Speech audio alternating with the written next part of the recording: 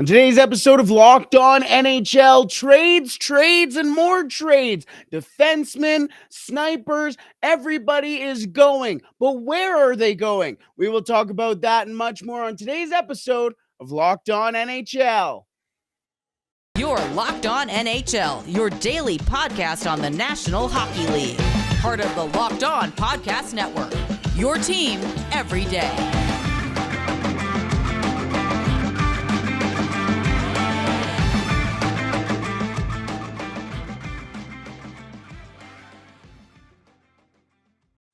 Silly season is upon us once again in NHL, a regular season hockey. There's always some silly season in the offseason as well, but trade talks are heating up in the NHL. We already saw one happen last week, but we're going to see some more probably this week, as there's been some trade rumors, players coming out of the lineup. Dane, what are you making of all this random stuff this weekend on what was supposed to be a pretty low-key weekend around the sports world? Yeah, it's been an interesting week with Vladimir Tarasenko gets traded on NBA trade deadline day, so it's my Twitter timeline is all NBA news, and then out of nowhere here's this. It's a pretty big deal that he goes to a team like the Rangers, and then we get close to the Super Bowl on Sunday, and you start hearing that Jakob Chychrun's going to miss some games, not because of injury, but because of trade related reasons. But here we are, and he's still a member of the Coyotes. So silly season indeed. Yeah, no kidding. And you mentioned Jakob Chychrun. That is where we're going to start our show today, as Jakob Chychrun has been pulled out of lineup. And as you mentioned, a weird kind of announcement, as Chychrun will be sitting out straight from the Coyotes PR due to trade-related reasons. We'll talk about that in just a second. But also on today's episode, another defenseman might be on the way out of San Jose. And that is Erik Karlsson. A lot of chatter around Erik Karlsson, where he will go.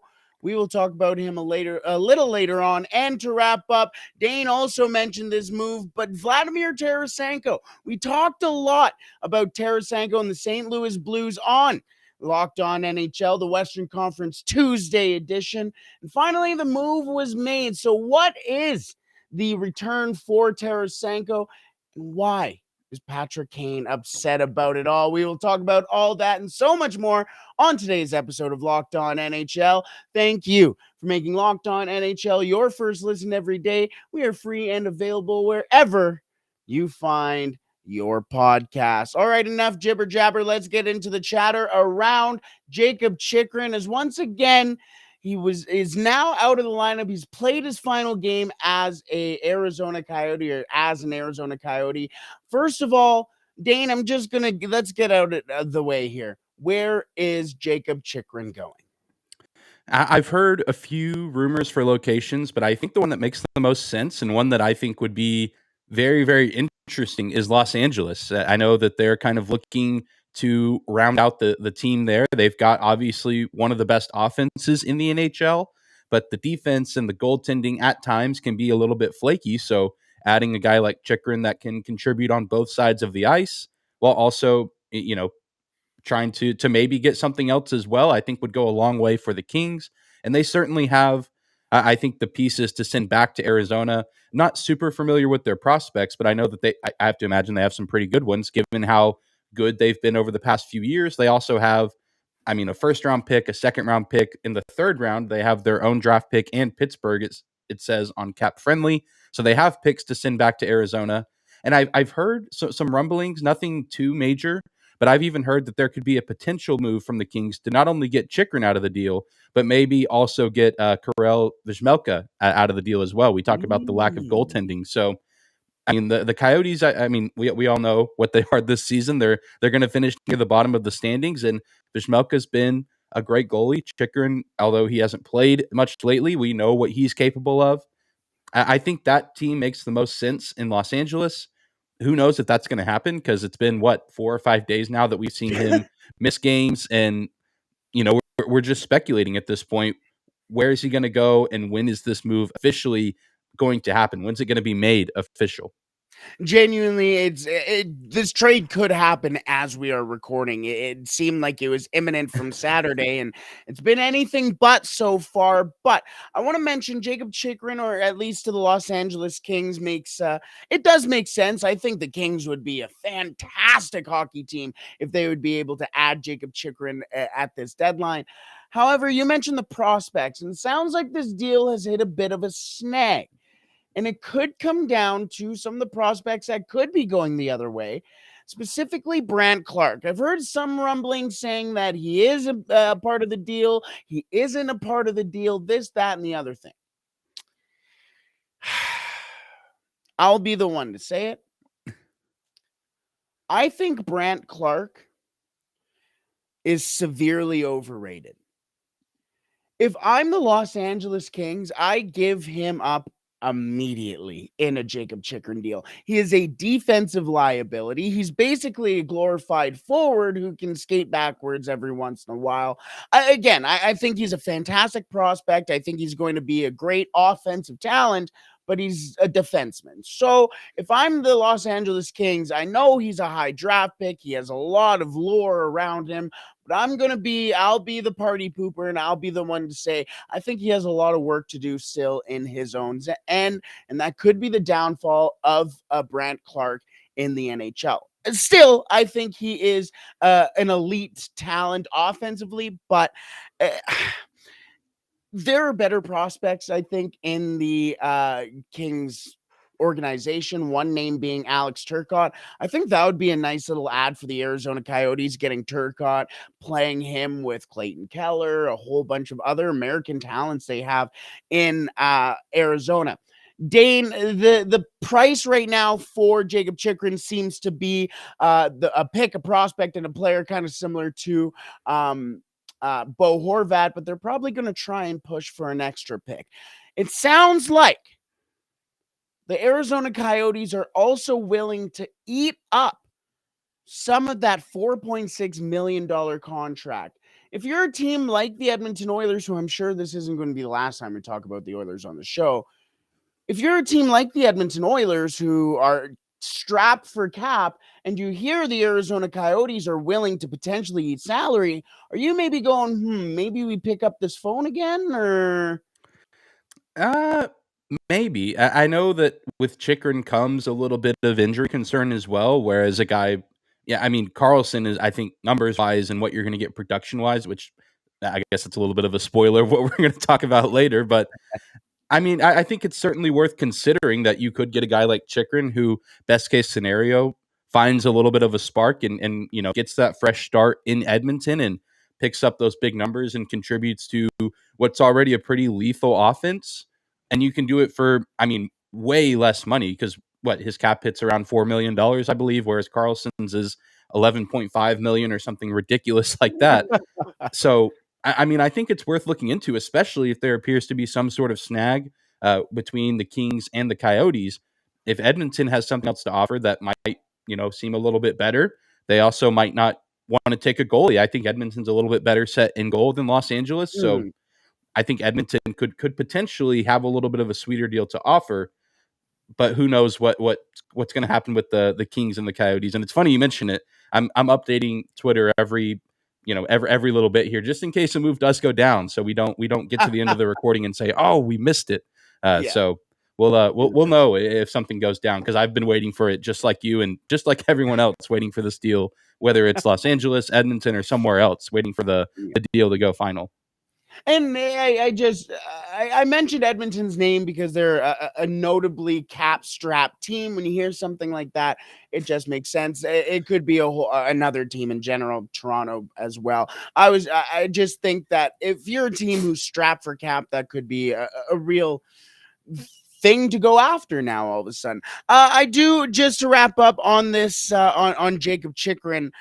Jakob Chychrun's advanced stats are whoever's going to acquire Jakob Chychrun is going to be acquiring a future number one defenseman. If he's not already, I love Jakob Chychrun. His offensive work rate is fantastic. His defensive work rate is fantastic as well. I think he's very underrated in his own end. And you take a look at some of the percentiles that he sits in. This is from The Athletic. They have this great piece around going about player cards, and it talks about all their advanced stats. He is in the 100th percentile when it comes to goals amongst defensemen, 97th percentile when it comes to assists amongst defensemen, and 99th when it comes to points. That means he is better than 197 and 99% of the NHL. He also sits with a GSVA. So this is basically like wins above replacement, but in hockey. His GSVA sits at 1.6 with the ability to get up to 2.9. So basically saying Jakob Chychrun is winning this lottery team $1.6 million or 1.6 games and and could get up to almost 3 games for this merely awful hockey team. So he is a very valuable player, and imagine adding 3 more wins to a team who is fighting for a playoff spot. Going to be a big addition for anybody in the NHL. Speaking of massive additions, how about the odds-on favorite, and let's just put his name on the Norris Trophy already, Erik Karlsson, as he leads all defensemen in points and is tied for assists in the NHL this year. But it sounds like there may be another interesting team poking around Erik Karlsson once again. Who is it, and could it work? We will talk about that in just a second. But first, today's episode is brought to you by FanDuel. The midway point of the NBA season is here, and now is the perfect time to download FanDuel, America's #1 sportsbook, because new customers get a no-sweat first bet up to $1,000. That's bonus bets back if your bet doesn't win. Just download the FanDuel Sportsbook app. It is safe, secure, and super easy to use. Then you can bet on everything from the money line to point scores to threes drained. And speaking of threes drained, Dane, you mentioned the NBA trade deadline. What was your favorite trade from the NBA trade deadline? There's a lot of good ones, and it's hard for me to say, that it wasn't Kyrie Irving coming to Dallas, because him playing with Luka Doncic it's been unbelievable. They haven't won together yet, but they've put on a show quite a few times. So at least from an offensive standpoint, those two together, that's been one of my favorite deals. On the other end, I'm not a huge fan of Kevin Durant going to the Suns, because that terrifies me in the playoffs. Wow, the Mavs fan talking about Kyrie Irving. Shocking. Right, right. Hey, me personally, Eric Turner to the Clippers. But speaking of those Clippers, the Clippers are going up against the Golden State Warriors tonight, which is a big game, and they're currently the favorites to win this game. I am shocked by this. They are minus 360 favorites to win this game, as the Golden State Warriors coming in at plus 290 underdogs. Now, listen, I'm a Clippers fan, but I do normally try to chase the sauce. I'm not going to say cheer against the Clippers, but maybe the lines on FanDuel are more friendly to a non-Clippers fan. Either way, FanDuel even lets you combine your bets for a chance at a bigger payout with the same game parlay. So don't miss out on the chance to get your no sweat first bet up to $1,000 in bonus bets when you go to FanDuel.com/lockedon. That is FanDuel.com/lockedon to learn more. Make every moment more with FanDuel, an official sports betting partner of the NBA. Alrighty, Dane. We entered this season not really knowing just really the state of the San Jose Sharks. We knew it wasn't going to be great, but maybe we thought it was going to be this bad. But The dismantling of the San Jose Sharks is going to happen very, very, very soon. And it seems like with the news of Jakob Chychrun possibly being on the move, it's accelerated the timeline for players like Erik Karlsson, Vladislav Gavrikov. We can go on. But more specifically, Erik Karlsson. Erik Karlsson will probably be, if he is traded, the most notable name that is moved at the deadline. He comes with an $11.5 million cap hit, but it sounds like the team who has the least amount of cap space in all the NHL, the Edmonton Oilers, have been poking around San Jose for the second time this season, wondering if Karlsson is available. Well, we all know he is available, but what it would take for the Oilers to get Erik Karlsson. Dane, I'll come to you with the first question here. Can this work? It's much easier said than done because I don't think it's too much of a mystery that San Jose has shown that they are not necessarily willing to retain a ton of the cap. I imagine they'll have to retain some of it if a deal goes down, but I know I have seen several reports that they're not interested in retaining 50%, but I mean it's such a big cap hit, like we said earlier, $11.5 million, and at least from the Edmonton perspective, it's again, you have to give up so much for a guy that certainly is worth it. If this deal goes through, you have three players in the top five in points this season in McDavid, Draisaitl, and Karlsson, but you're also probably giving up maybe two or three other guys on the roster, guys like Jesse Puljujarvi, who I know has been rumored to be a potential trade piece for the Oilers. And there, I mean, there's several other guys as well, even Tyson Barrie, maybe even. I mean, you have to give up several different NHL level players, likely a prospect, maybe, maybe a couple draft picks. I know Edmonton has their first 3 picks in the draft of this season and some later round picks through the 2023 draft. Not just for Edmonton. I know that's kind of the hot team to talk about right now. I think it very well could happen. I think the Oilers, given the state that they're in, where they're competing for their playoff lives at the moment, kind of teetering in that area of wild card team, but also in the top 3 in their division. I think if they can find a way to make this move, but also still have that lethal offense and that roster that can compete in the postseason, I think they'll make it happen. Because at some point, I mean, you still have McDavid and Draisaitl under the age of 30. And Karlsson, this might be his best last year, even if it's just a rental. I feel like it would. I don't know, and maybe you feel differently about this. I'd be curious to hear your thoughts. If you have a chance to go all in like this, I think this would be a great season to do so and add a defenseman to round out the talents that you have on offense. Because it isn't just McDavid and Draisaitl. Zach Hyman's playing well. Ryan Nugent-Hopkins, Evander Kane. I mean, the pieces are there for this to be a team that you don't want to see on the schedule come playoff time, and adding Karlsson to that mix would make it even more so. You bring up the great point, and that was almost exactly where I was going to start off with this, is that the Edmonton Oilers need to take a swing here. You got Leon Draisaitl, Connor McDavid, and there's a window that is wide open for the Edmonton Oilers to crawl through and cause a little bit of a disturbance in the house of the National Hockey League, as they should. And if the Edmonton Oilers were to make this deal, there would be an absolute memo to the entire league saying, we are going for it, and it is up to you to beat us. It's not us who's going to lose this. It is, you have to beat us. You have to be better than us. And how are you going to do that when the Edmonton Oilers have 5 of the top 15 point getters in the NHL this year? Could you imagine stepping out in overtime as the Edmonton Oilers pull out Connor McDavid, Leon Draisaitl, and Erik Karlsson? Excuse me? I mean, at that point, you're just going to go, just take the face off. We're going to just get off. We're going to warm up the bus. We're leaving. We got our point. Like that, all those thoughts for the other team has to be appealing for the Edmonton Oilers just in themselves there.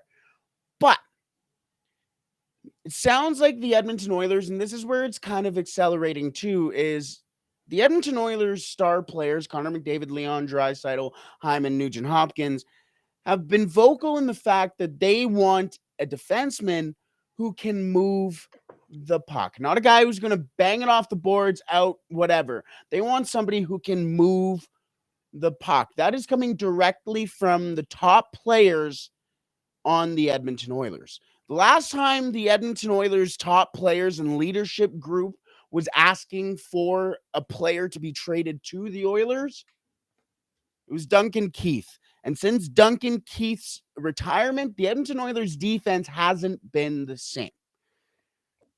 Dane, if this deal were to be made, we talk about making the money work, and we'll talk about making the money work in a second here. But if this were to be done and the Edmonton Oilers acquire Erik Karlsson, does that not block the way for a guy? Here's the first part, like Evan Bouchard. And B, would you include Evan Bouchard in a deal like this? I feel like you probably have to, just again because of the magnitude of the deal. But I mean, I think it's again kind of the high risk, high reward. You know, you add a guy like Karlsson, and again, you talk about adding it to the already, what did you say, 5 in the top 15 in points scored. Yep. Yeah. I mean, yeah, it's just, and this is a question I think that I've been asking even from a Stars perspective for potential different trades of, is it worth adding a Patrick Kane, who, I mean, it's a completely different situation with Patrick Kane, but if anyone is fantasizing about adding a big player to your team, whether it's the Oilers, the Stars, the Devils, I mean, a lot of different teams are kind of in this situation with multiple different stars around the league. Is it worth adding this star player in return? You're maybe giving up draft picks, elite prospects. Is it worth potentially selling your future for the chance at maybe winning a Stanley Cup now? And it's tricky. And I don't think there's a right or wrong answer, no matter how you slice it. Because if it works, then great. But if it doesn't work, then you've kind of stung yourself. So it's one of those questions where I could see the answer kind of going either way. Mm. And I mean, again, I don't think there's a right or wrong answer. I think the answer is going to vary depending on who you ask and what each fan or people who care about these teams, what they value the most in their teams and where they stand. 100%. And the thing I think with Edmonton, the thing I know about Edmonton is that as long as you win a Stanley Cup, Oilers fans don't care. they don't care. That is the biggest thing. If the Edmonton Oilers win a cup, the Oilers could have traded for Uso Valimaki and they would put him on a pedestal. Like it doesn't matter as long as it's the cup. So there you go. There's again, you can, the answer changes depending on who you ask. 100%. One thing before we get into the money, and then we'll move on. The first thing being the Oilers defenseman in their organization right now is much better than what people imagine. So you see the likes of Vinny Desharnais starting to have his year right now. He fought Arbor Xhekaj just on Sunday, Super Bowl Sunday. And right now, Xhekaj is injured after fighting this big 6'7" guy. Fair enough. I would be hurt too.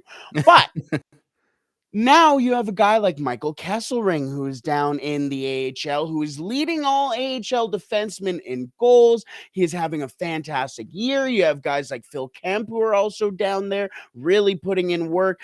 You have guys like Luka Munzenberger in the college circuit right now. The Oilers have some defensemen who are kind of circling around that can really help the Oilers and do stuff that Erik Karlsson doesn't do. So maybe that kind of works in their hands, and the ability to give up an Evan Bouchard. Finally, obviously, the money. The money is big, $11.5 million. Everybody says, well, you can't do it. Hey, how about this? A 3-team deal. We talked about the NBA trade deadline, how many 3-team and 4-team deals we saw over the NBA deadline. I'm not saying you get 4 teams into this and you have an absolute blast with all your players here, but you need somebody, especially if you're the Edmonton Oilers, to broker this deal. And yes, that means the Oilers are going to have to give up probably a second-round pick to that team or a first-round pick, whatever, to that team who does end up taking a percentage of that money. Either way, if the Edmonton Oilers are able to even knock down 20% of that deal, you're still paying, what, $6 million, $8 million on that deal. If Yeah. you're an NHL team, are you not going to take Erik Karlsson on a $7 to $8 million deal? Yeah, okay. How about you get the San Jose Sharks to eat up 20%, which is only two more from the 18. They say, oh, you're going to have to really twist our arm to take. If you get 20% from them and 15% from another team, or even another 20%, that still bumps it down to almost $5 million. Well, $5.5 to $6 million. That is a lot of money to take off.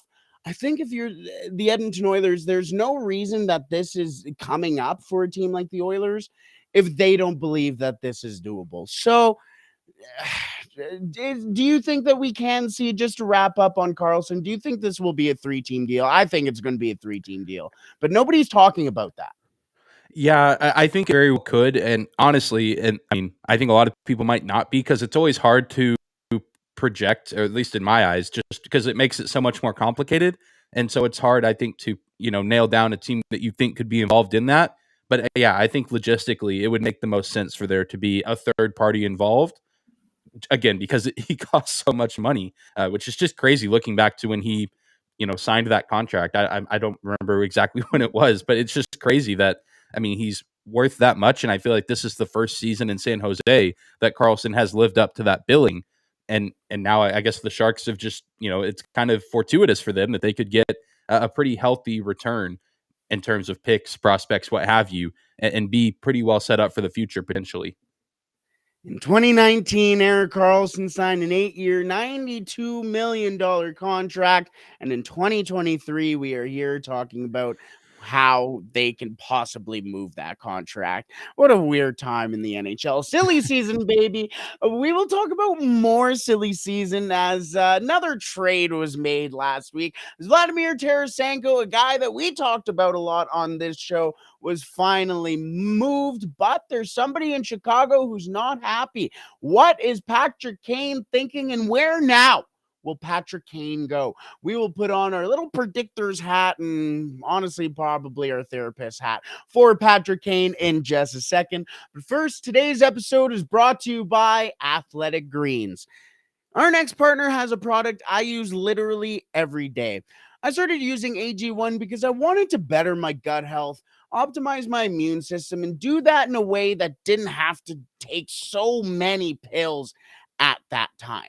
And that is exactly what I get with AG1. So what is this stuff? With one delicious scoop of AG1, you're absorbing 75 high-quality vitamins, minerals, whole food source superfoods, probiotics, and adaptogens to help you start your day right.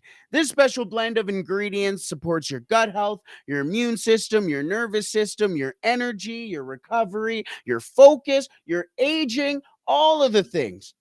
All of the things, all while still being lifestyle friendly. Whether you eat keto, paleo, vegan, dairy free, or gluten free, it is all good for you.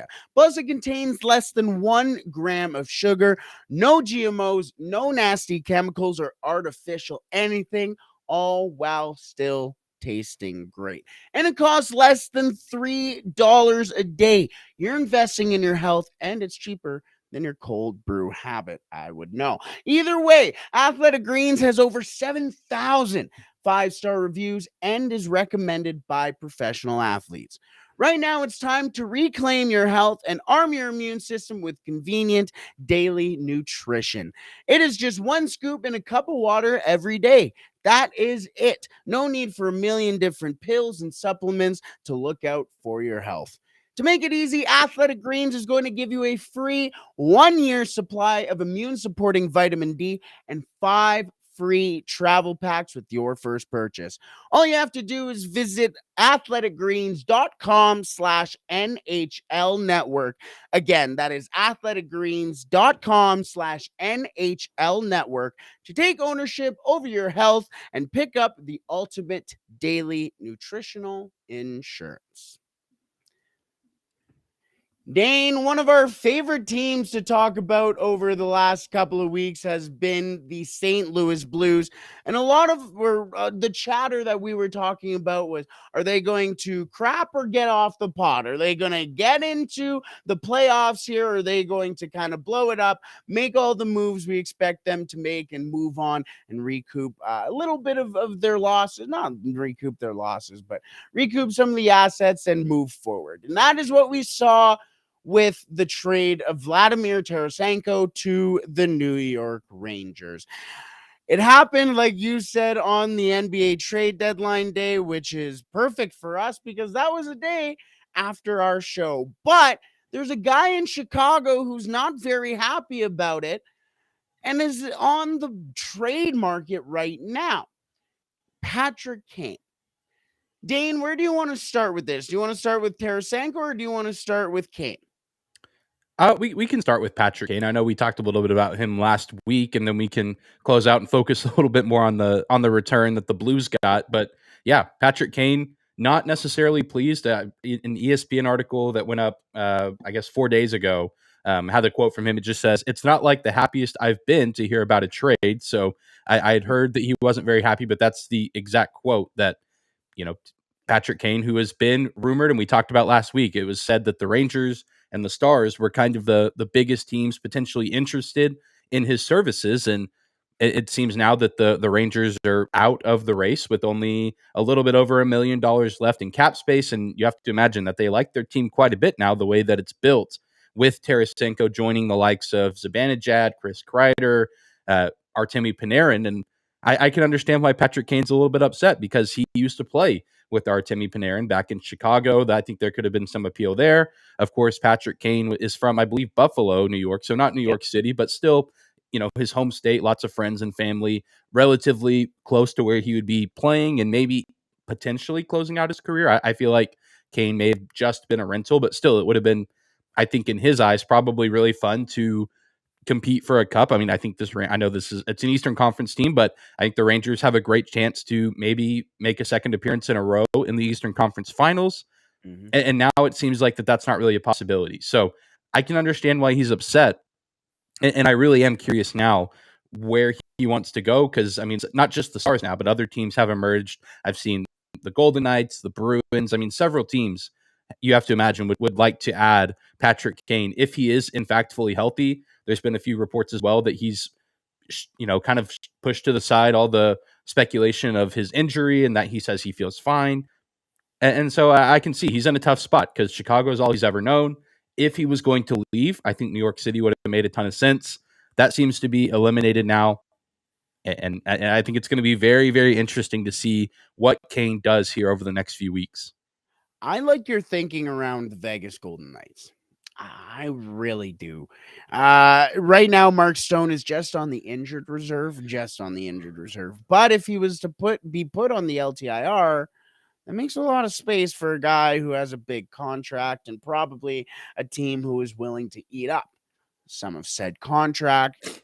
Imagine in a race that is going down to the skin of their teeth in the Pacific Division, adding Patrick Kane, Erik Karlsson as well, who could possibly be. Could you imagine this Pacific Division race down this Jakob Chychrun? Oh, yeah. Come on. Like, this is crazy. But I think it would be a fantastic ad for them because then imagine if Mark Stone were to come back for the playoffs. And then all of a sudden you got Stone, Kane, Marchessault. You can go on and on about all the players. Hey, Phil Kessel, Phil the Thrill Baby. I really like that move. If I'm Patrick Kane, honestly, I would kind of like that deal. You're playing out in Vegas. You're playing in a city that's much different than Chicago, but a team that is obviously in a playoff race, a team that is obviously playing meaningful hockey, and a team that also has really good structure. I think that would really play into his hand, considering he's not 100%. Patrick Kane by no means is 100% right now. And genuinely, I'm shocked that he's playing, as some people have said that what he's playing through, they couldn't even play through. So there's a lot that potentially could go into this. let's move into the other side here. The return for Vladimir Tarasenko now. The return for Tarasenko was a conditional 2023 first, excuse me, a 2024 fourth round pick, Sammy Blais and Hunter Skinner for Vladimir Tarasenko and Nico Mikkola.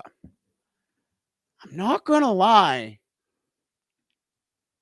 That is not a good return for Vladimir Tarasenko and Nico Mikkola. It's just not. What do you make of this return for the St. Louis Blues here? Yeah, I'm right there with you. I feel like the best part of the return for the Blues is that conditional first round pick. I mean, the idea of having 2 first round picks in a draft as loaded as this one coming up, not too bad, especially if you're going to miss the playoffs. And I feel like St. Louis. I mean, I feel like definitely now they've kind of counting themselves out of the playoff race. You're going to be in the lottery. I can't imagine that their odds are going to be very high to get a top 5 pick, but still, I mean, picking in the top half of the draft, not too bad of a place to be on top of having a pick from the Rangers. But yeah, Sammy Blais, Hunter Skinner. I mean, maybe they'll be fine players. Again, we see, especially with New York, I feel like we see players leave the Rangers organization, the guys that maybe aren't very good or have underperformed, and they sometimes find new life. I know the Stars have had that experience with defenseman Niels Lundqvist, who he hadn't played a ton of games with the Rangers, but just wasn't developing properly there. And now he's in Dallas and still is kind of a raw talent and developing, but he's shown some signs of improvement. So maybe moving from, the big city in New York to St. Louis, which is a big city, but definitely not as much pressure.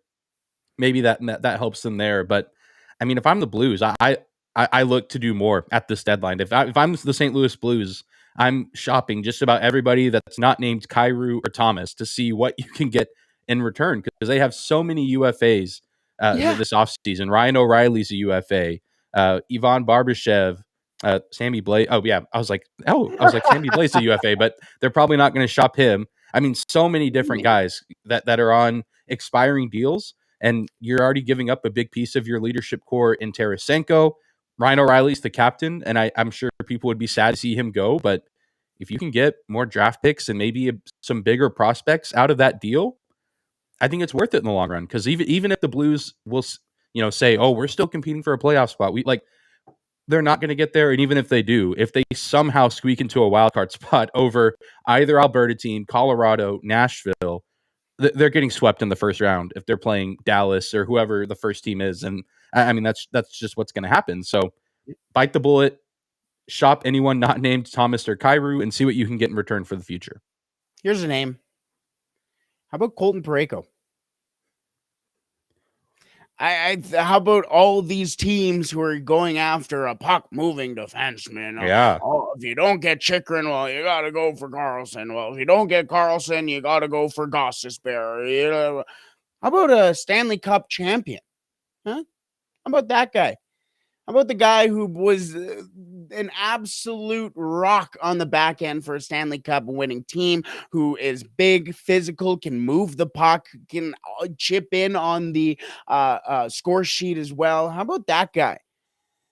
I don't know. I think he would be a very good addition as well, or to any team who is chasing down a Stanley Cup. Really, another one for Colton Parayko, but. You mentioned Ryan O'Reilly and the return for Ryan O'Reilly, potentially for Ryan O'Reilly. And it really bugs me, this return for Tarasenko. Hunter Skinner this year has played in the ECHL, 22 games in the ECHL, and 8 games in the AHL so far this year with 2 points. Again, he's a defenseman, so you don't expect them to always be chipping in with points, but is he? I think I get caught up with Hunter Skinner because if you're going to trade for a defenseman, how about a guy like Matthew Robertson or something like that? Like, there are better prospects. Think of all the prospects that were swirling around when this trade was being rumored. Heck, you could even say, oh, are they getting Kakko, Kravitsov? Are they getting Lafreniere? Like, there were a lot of different names, and then you saw Hunter Skinner and you went, oh. And I don't get it. I don't understand. I think it is a very, very, very bad move by the St. Louis Blues. And the fact that a conditional first round pick is the best asset in this, I think, unfortunately for the Blues, they lost this one. Either way, that is the deal. That's the nature of trade season, silly season. We're only 17 days away from the NHL trade deadline. March 3rd, that one's going to be a bet. I mean, listen to all these players we're talking about, Dane. Karlsson, Gostisbehere, Chychrun, Patrick Kane, Jonathan Toews is going to be on the move. Like, come on. Imagine telling somebody in 2019 this was going to be the trade deadline. Please. Well, either way, hopefully for the trade deadline, those players will be moving, or this will all just be for fun. But, Dane, let's wrap it up there. Where can the people find you? Yeah, before I do that, I will say any upside for the Blues. Sammy Blais scored his first goal of the season in his first game with St. Louis against the Arizona Coyotes. So maybe that change of scenery is really what he needs. But if people are interested in finding me and my work, you can always find me on social media at Dane_Lewis on Twitter, at Locked On Stars on Twitter as well. If you're interested in anything Dallas Stars related, you can find Locked On Stars on YouTube, your favorite podcasting platform. Actually, just put out a really good episode with Ian over at Locked On Bruins. The Stars and Bruins playing tonight. One of the best games on the schedule. The top of the East versus the top of the West should be pretty entertaining. So if you want to tune into that game and get caught up on everything you need to know, be sure to give that episode a listen.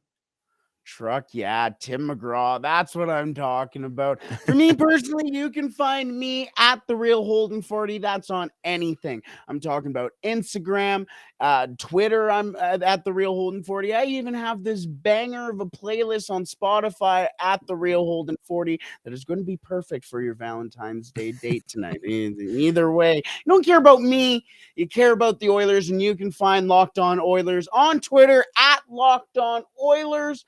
And you can also find us on YouTube. If you haven't already subscribed to Locked On Oilers there, what are you doing? It's the final week. I think I said this last week, but it's the final week of Yesa Pugliarvi's jersey being here. So love you, Bison King. Either way, let's wrap up there. A lot of potential moves. Has Jakob Chychrun been moved yet? Somebody check on Jakob Chychrun.